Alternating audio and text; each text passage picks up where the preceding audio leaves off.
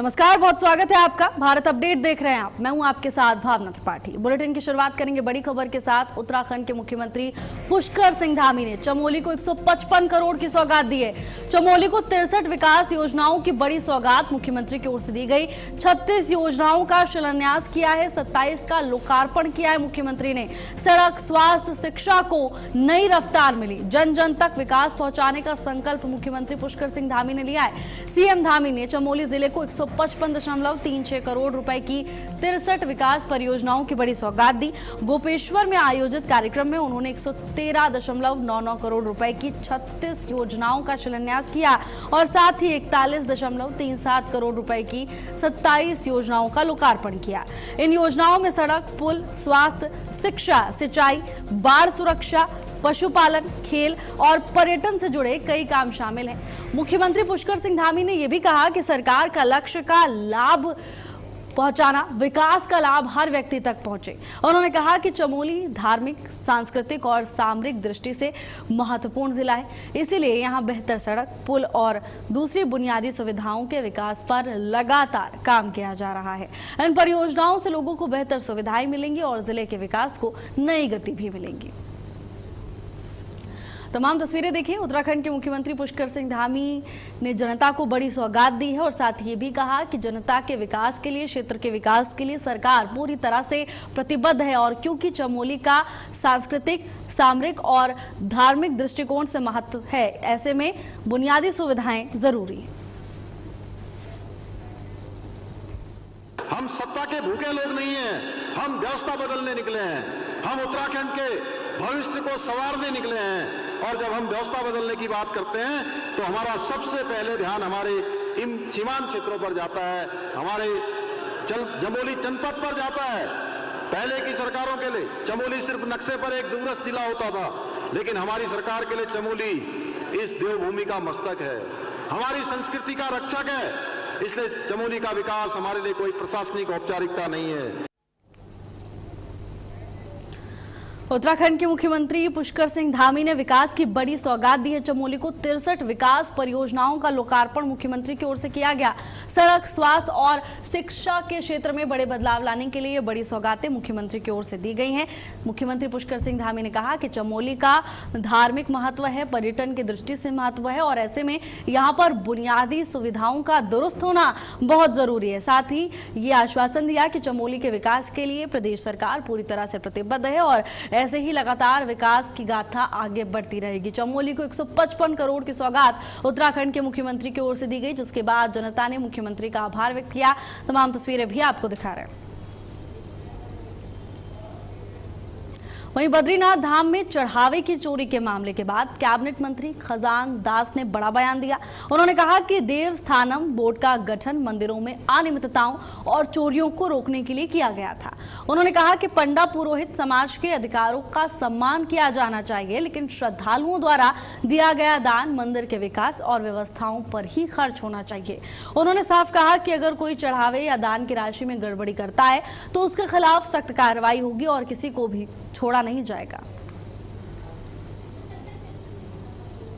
तो देखिए, साफ कहा है कैबिनेट मंत्री ने कि अगर कोई दोषी पाया गया, चढ़ावे या दान की राशि में कोई गड़बड़ी करता है तो उसके खिलाफ कड़ा एक्शन तय है। विकास और व्यवस्थाओं पर ही दान मंदिर के विकास पर खर्च होना चाहिए। जो राशि श्रद्धालुओं की ओर से मंदिर में चढ़ावे के तौर पर चढ़ाई गई है, उसका इस्तेमाल केवल मंदिर के विकास के लिए होना चाहिए और व्यवस्थाओं को दुरुस्त करने के लिए होना चाहिए। अगर किसी ने भी इसमें अनियमितता बरती तो उस पर कार्रवाई होनी चाहिए। देवस्थानम बोर्ड जो पहले बनाया गया था वो ऐसी हरकतों को रोकने के लिए था कि इस तरह के ना, ठीक है हमारे पंडा हैं, पंडित हैं, पुजारी हैं, इनका हक हकूक बरकरार रहना चाहिए, क्योंकि ये हमारे आदरणीय हैं, पुजारी हैं। और किंतु जो भगवान के खाते में जो पैसा चले जाता है, चढ़ाव का पैसा जाता है, जो मंदिर के सौंदर्यकरण के लिए लगता है या अन्य व्यवस्थाओं के तहत जो लगता है, उसमें किसी प्रकार की चोरी बर्दाश्त नहीं है। वहीं बद्रीनाथ केदारनाथ मंदिर समिति के अध्यक्ष हेमंत द्विवेदी ने कांग्रेस प्रदेश अध्यक्ष और बीकेटीसी के पूर्व अध्यक्ष गणेश गोदियाल की बहस की चुनौती स्वीकार कर ली है। दरअसल हेमंत द्विवेदी ने आरोप लगाया कि गणेश गोदियाल के कार्यकाल में पद का गलत इस्तेमाल हुआ और बद्रीनाथ मंदिर में दान से जुड़ी गड़बड़ी के आरोपी सहायक प्रमोद नौटियाल की नियुक्ति उसी समय हुई थी। इसके जवाब में गणेश गोदियाल ने प्रेस क्लब में खुली बहस की चुनौती दी थी। अब हेमंत द्विवेदी ने प्रेस कॉन्फ्रेंस कर कहा है कि मंदिर समिति ने मामले में तुरंत कार्रवाई की और आरोपी जेल में है। उन्होंने कांग्रेस पर मामले को राजनीतिक रंग देने का आरोप लगाया। साथ ही कहा कि अगर बहस करनी है तो प्रेस क्लब में नहीं बल्कि बद्रीनाथ या केदारनाथ धाम के पवित्र परिसर में होनी चाहिए। गणेश गोदियाल से बहस के लिए तारीख और समय तय करने को कहा है। मंदिर समिति विवाद पर अब नई तकरार शुरू हो गई है। दान गड़बड़ी मामले पर अब विवाद लगातार गर्माता जा रहा है। उन्होंने गणेश गोदियाल से बहस के लिए तारीख और समय तय करने की बात कही। हालांकि ये भी कहा कि अगर बहस करनी है तो प्रेस क्लब में नहीं होनी चाहिए बल्कि बद्रीनाथ या केदारनाथ धाम के पवित्र परिसर में बहस होनी चाहिए। ये भी चुनौती दी कि समय तय कर लें कि कब बहस करनी है इस पूरे मामले पर। और इसका सियासी संग्राम अब तेज होता जा रहा है। कांग्रेस पर निशाना साधते हुए उन्होंने कहा कि कांग्रेस मामले को राजनीतिक रंग दे रही है। हेमंत द्विवेदी ने प्रेस कॉन्फ्रेंस कर इस बात का ऐलान किया है कि मामले में मंदिर समिति की ओर से तुरंत एक्शन लिया गया और आरोपी बहरहाल जेल में है। साथ ही कांग्रेस पर निशाना साधते हुए कहा कि कांग्रेस मामले का राजनीतिकरण कर रही है, मामले को राजनीतिक रंग दे रही है। खुली चुनौती दी कि अगर बहस करनी है तो प्रेस क्लब में ना करें बल्कि बद्रीनाथ या केदारनाथ धाम के पवित्र परिसर में ही ये बहस होनी चाहिए। और साथ ही गणेश गोदियाल से बहस के लिए तारीख और समय तय करने को कहा है।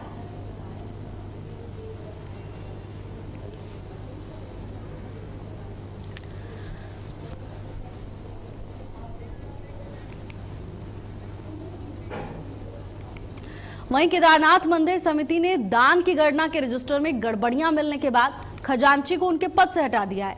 उन्हें अब पूजा कार्यालय में तैनात किया गया है। उनकी जगह अब पूजा कार्यालय के केदार सिंह रावत को नया खजांची बनाया गया है। बीकेटीसी के सीईओ सोहन सिंह रांगड़ ने इसकी पुष्टि की है। उन्होंने कहा कि रजिस्टर में मिली कमियों के कारण ये कार्रवाई की गई है। सूत्रों के मुताबिक चढ़ावा मामले में अन्य कर्मचारियों को भी जल्द ही कारण बताओ नोटिस जारी किया जा सकता है।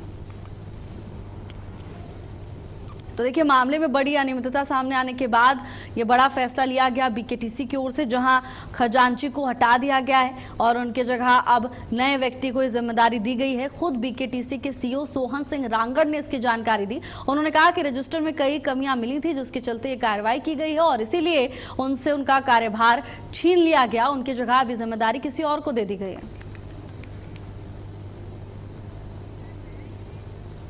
वहीं राज्य में एसआईआर के पहले चरण के बाद अब ड्राफ्ट मतदाता सूची जारी कर दी गई है और इस सूची में 71,33,785 मतदाताओं के नाम शामिल हैं।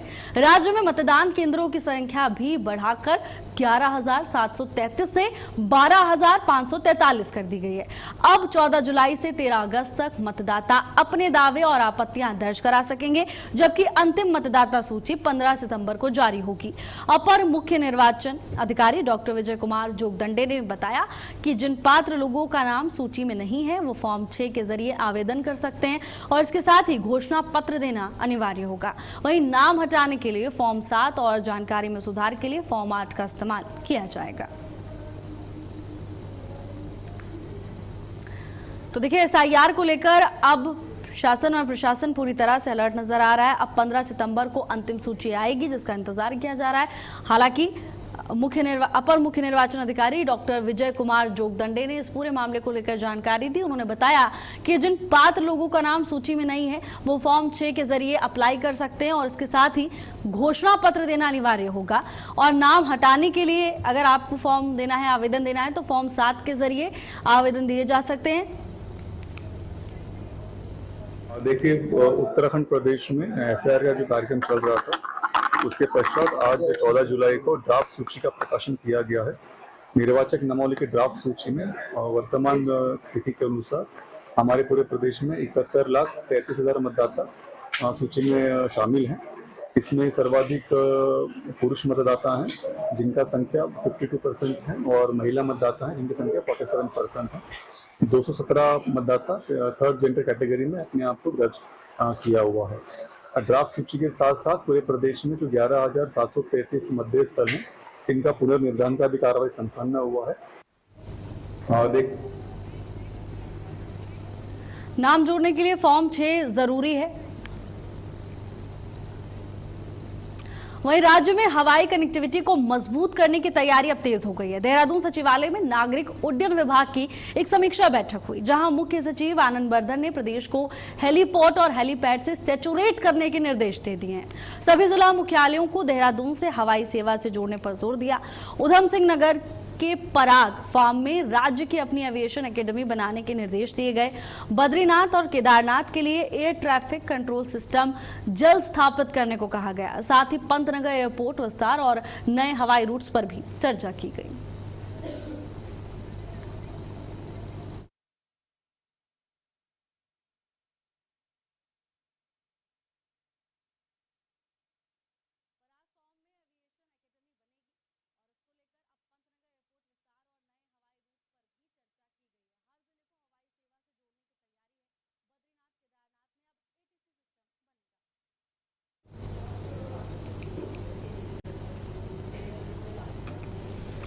पराग फार्म में एविएशन एकेडमी बनेगी और इसको लेकर अब शासन पूरी तरह से सक्रिय हो गया है।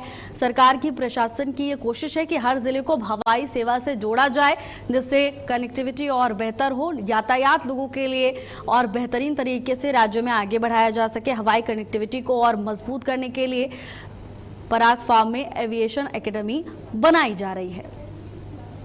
इसके पीछे सरकार का उद्देश्य है कि हर जिले को हवाई सेवा से जोड़ा जाए। बद्रीनाथ केदारनाथ में अब एटीसी सिस्टम बनेगा, जिसके जरिए कंट्रोल बेहतर होगा, मॉनिटरिंग बेहतर होगी और राज्य में हवाई कनेक्टिविटी आगे बढ़ती हुई, मजबूत होती हुई दिखाई देगी।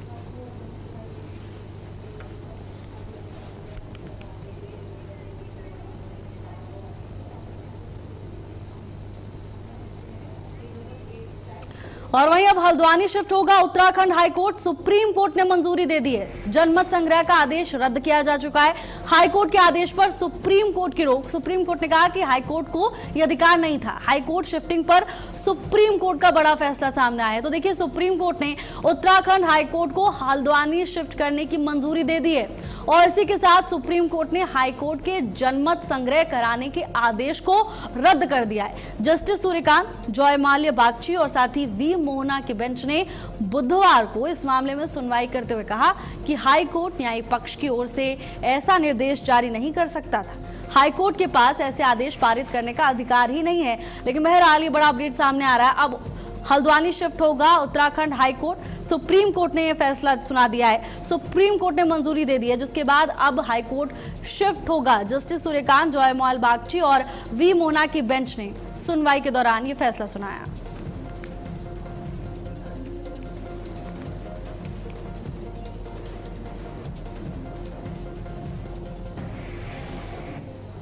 और वहीं विश्व प्रसिद्ध पिरान कलियर दरगाह हजरत मखदूम अलाउद्दीन अली अहमद साबिर पाक के नाम से बनाई गई एक कथित समिति को लेकर विवाद खड़ा हो गया।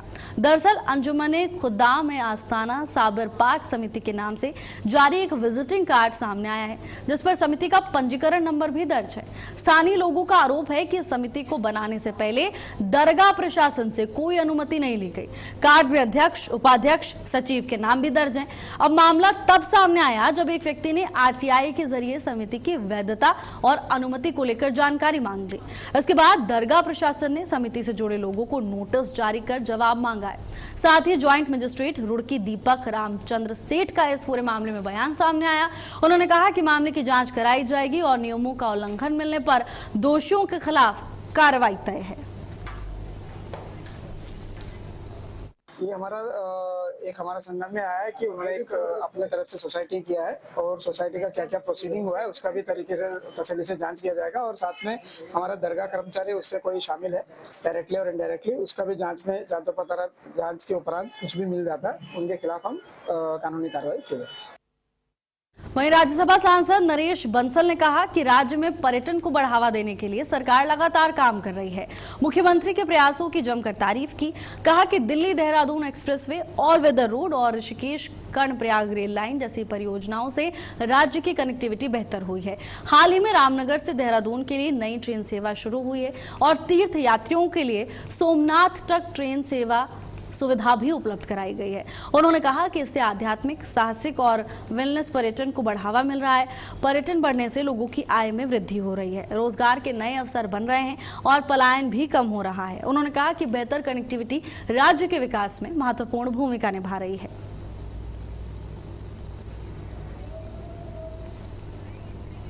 नई परियोजनाओं से कनेक्टिविटी बढ़ी है और महत्वपूर्ण भूमिका राज्य के विकास में निभा रही है।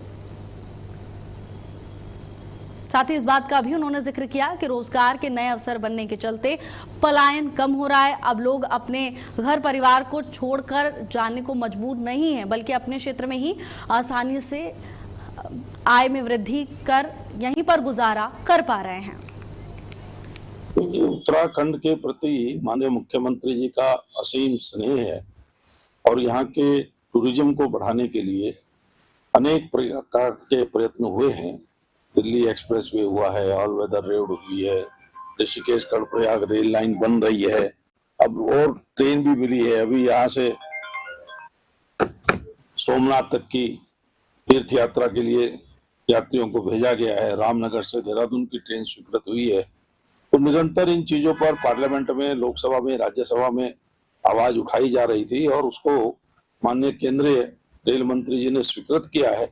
ये उत्तराखंड के लिए बहुत ही टूरिज्म को, व्यापार को बढ़ाने वाला कदम है।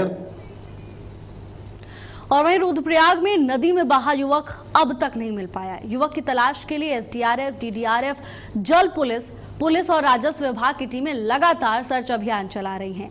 अब जानकारी के मुताबिक 13 जुलाई की शाम युवक के नदी में बहने की जानकारी प्रशासन को मिली। इसके बाद रेस्क्यू टीमें मौके पर पहुंची, खोजबीन शुरू की, लेकिन अंधेरा और खराब मौसम की वजह से पहले दिन सफलता नहीं मिली। अगले दिन मौसम बेहतर होने पर टीमों ने नदी और आसपास के इलाकों में सघन तलाशी अभियान चलाया, लेकिन युवक का कोई पता नहीं चल सका। प्रशासन ने बताया कि युवक की तलाश लगातार जारी है। तो रुद्रप्रयाग में प्रशासन लगातार जुटा हुआ है से युवक की बरामदगी हो सके, लेकिन 2 दिन बीत चुके हैं, अभी भी युवक का कोई सुराग हाथ नहीं लगा। लेकिन प्रशासन ने यह दावा किया है कि टीमें लगातार तैनात हैं और जब तक युवक को बरामद नहीं कर लिया जाता ये अभियान रुकेगा नहीं। वहीं रुड़की के मंगलौर में हुए चर्चित सौरभ हत्याकांड का पुलिस ने खुलासा कर दिया है। पुलिस जांच में सामने आया कि यह मामला पुरानी रंजिश में की गई हत्या का नहीं है, बल्कि तमंचे से चली अचानक गोली का था। पुलिस के मुताबिक 11 जुलाई को सौरभ अपने 3 दोस्तों के साथ विरोधियों का सामना करने के इरादे से तमंचा लेकर निकला था। इसी दौरान हथियार चेक करते समय सुमित के हाथ से अचानक गोली चल गई, जो सौरभ को लग गई और उसकी मौत हो गई। इसके बाद आरोपियों ने मामले को हत्या का रूप देने और 3 निर्दोष लोगों को फंसाने की कोशिश की। पुलिस ने तकनीकी जांच, कॉल रिकॉर्ड, गवाहों के आधार पर पूरे मामले का खुलासा किया। 3 आरोपियों को गिरफ्तार कर लिया है। पुलिस ने उनके पास से तमंचा और खोखा कारतूस भी बरामद किया है। अब मामले में गैर इरादतन हत्या की धाराएं जोड़कर आगे की कार्रवाई प्रशासन की ओर से अमल में लाई जा रही है। तो देखिए, पुलिस जांच में बड़ा खुलासा हुआ है। बताया जा रहा है कि हत्याकांड को पुरानी रंजिश में अंजाम नहीं दिया गया था, बल्कि तमंचे से अचानक गोली चल गई थी, जिसकी वजह से सौरभ की मौत हो गई थी। पुरानी रंजिश की कहानी जांच में झूठी पाई गई है। तमंचे से चली गोली हादसे का कारण बनी। हालांकि अब प्रशासन की ओर से मामले को लेकर गैर इरादतन धाराएं जोड़कर कार्रवाई की जा रही है। पुरकाजी और उत्तराखंड बॉर्डर पे एक सूचना मिली कि एक व्यक्ति जिसका नाम सौरभ है, उस पे 3 लोगों ने फायर झोंका। उन सौरभ के दोस्तों की तरफ से 112 में एक कॉल की गई और थाने में एक तहरीर दी गई कि 3 लोग जिनका उनसे 1-2 दिन से झगड़ा चल रहा था, पुरकाजी थाने में उसमें रिपोर्ट भी की गई है। उन तीनों ने हमारे दोस्त सौरभ पे फायर किया और हमला करके भाग गए। इस पे चूंकि वो घटनाक्रम थाना नारसन में पड़ता था, तो हमारे जो टीम थी, पुलिस टीम, हमारे एसएसआई कोतवाल, इन लोगों ने स्पॉट विजिट किया। इमीडिएट इसमें मुकदमा दर्ज किया गया। जो 3 नेम्ड थे वहीं बद्रीनाथ धाम में एसआईटी की टीम ने पहुंचकर मंदिर परिसर का निरीक्षण किया। गढ़वाल कमिश्नर की अध्यक्षता में गठित एसआईटी टीम ने मंदिर परिसर, सीसीटीवी रूम, थाली गणना रूम सहित अन्य महत्वपूर्ण स्थानों की बारीकी से जांच की। बीकेटीसी के सीईओ सोहन सिंह रांगड़ ने बताया कि टीम की ओर से मांगे गए आवश्यक दस्तावेज और जानकारियां उपलब्ध करा दी गई थी। उन्होंने कहा कि एसआईटी की ओर से भविष्य में मांगी जाने वाली बाकी जानकारियां भी उपलब्ध कराई जाएंगी। तो देखिए, बीकेटीसी के सीईओ का बयान सामने आया। उन्होंने कहा कि जो भी दस्तावेज एसआईटी की ओर से मांगे गए थे वो उपलब्ध कराए जा चुके हैं और आगे भी जो भी दस्तावेज मांगे जाएंगे, डॉक्यूमेंट्स मांगे जाएंगे, वो एसआईटी को उपलब्ध कराए जाएंगे। मंदिर परिसर का एसआईटी ने निरीक्षण किया। सदस्य माननीय कमिश्नर साहब की अध्यक्षता में एक टीम बनी है। आज बद्रीनाथ में सुबह आई थी और हम जो टीम है उनके द्वारा हमारे पूरे परिसर में, चाहे गर्भगृह हो, चाहे सीसीटीवी केंद्र हो, चाहे थाली भेंट का जो गणना केंद्र हो, और उसके अलावा भी चारों ओर निरीक्षण किया गया, ऑब्जर्व किया गया और जो चीज़ें हमसे जानकारी ली गई वो जानकारी मौके पे भी ली गई और कुछ डाटा जो है मांगा गया तो उनको हम जल्दी उपलब्ध करा देंगे। वहीं रुद्रप्रयाग के जिलाधिकारी विशाल मिश्रा ने बताया कि अब तक 14 लाख से ज्यादा श्रद्धालु केदारनाथ धाम में दर्शन कर चुके हैं। उन्होंने कहा कि मानसून के दौरान मौसम यात्रा के लिए सबसे बड़ी चुनौती बना हुआ है। भारी बारिश के चलते कई बार रास्ते प्रभावित हो जाते हैं और इसीलिए यात्रियों को सावधानी बरतने की जरूरत है। श्रद्धालुओं से अपील की कि तेज बहाव वाले नालों और गधेरों को पार करने की कोशिश बिल्कुल ना करें। डीएम ने बताया कि यात्रा के दौरान कुछ श्रद्धालुओं को स्वास्थ्य संबंधी परेशानियां भी हुई, इसीलिए यात्रियों को अपनी दवाइयां साथ रखने और स्वास्थ्य का ध्यान रखने की सलाह भी दी गई है। प्रशासन ने हेलीकॉप्टर, डंडी कंडी और पालकी की मदद से कई श्रद्धालुओं का रेस्क्यू भी किया। उन्होंने कहा कि मुख्यमंत्री पुष्कर सिंह धामी के निर्देश पर केदारनाथ यात्रा को सुरक्षित और व्यवस्थित तरीके से संचालित किया जा रहा है।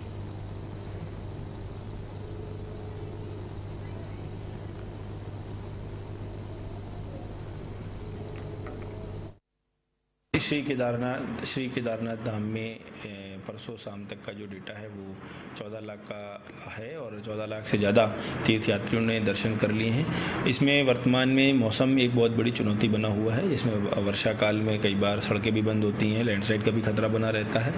ऐसी परिस्थिति में तीर्थयात्रियों को थोड़ा सुरक्षित होकर के चलने की ज़रूरत रहती है और जब बहुत तेज़ बहाव हो तो ऐसी बहाव में जो हमारे नौले हैं, गधेरे हैं, रैप्टे हैं, उनको पार करने की कोशिश ना करें, क्योंकि कई बार हम पानी के बहाव का अंदाज़ा नहीं लगा पाते हैं। साथ ही साथ चिकित्सा संबंधी चैलेंजेस को भी हम लोगों ने फेस किया है। इसमें कई लोगों की डेथ भी हुई इसमें हार्ट अटैक के कारण, ऑक्सीजन की कमी के कारण, और कई बार लोगों ने अपने स्वास्थ्य का विशेष ध्यान नहीं रखा, अपनी दवाइयाँ समय पर लेकर के नहीं गए या दवाइयाँ नहीं खाई।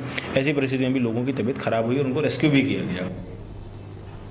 वहीं देवभूमि उत्तराखंड से निकली सोमनाथ स्वाभिमान पर्व यात्रा गुजरात के वेरावल रेलवे स्टेशन पहुंची। यहां गुजरात सरकार की संस्कृति विभाग ने यात्रियों का जोरदार स्वागत किया। गरबा नृत्य, पुष्प वर्षा और पारंपरिक स्वागत के साथ श्रद्धालुओं का अभिनंदन किया गया। इस दौरान यात्रियों ने स्वागत के लिए गुजरात सरकार और स्थानीय प्रशासन का भी आभार व्यक्त किया। गरबा से श्रद्धालुओं का जोरदार स्वागत हुआ, जहां पर गुजरात सरकार और स्थानीय प्रशासन का आभार भी जताया गया।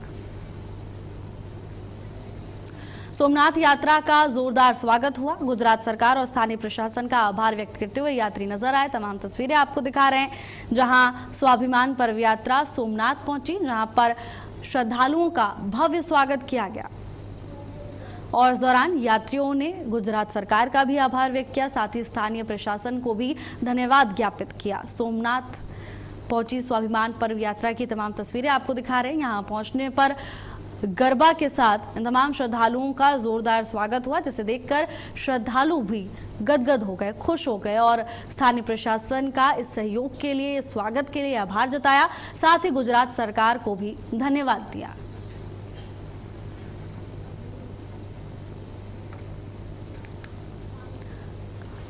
इस दौरान यात्रियों ने स्वागत के लिए गुजरात सरकार को धन्यवाद ज्ञापित किया। गरबा नृत्य, पुष्प वर्षा और पारंपरिक स्वागत के लिए श्रद्धालुओं का अभिनंदन हुआ। मेरे साथ बस इतना ही। देश और दुनिया की तमाम बड़ी खबरों के लिए देखते रहिए भारत अपडेट। नमस्कार।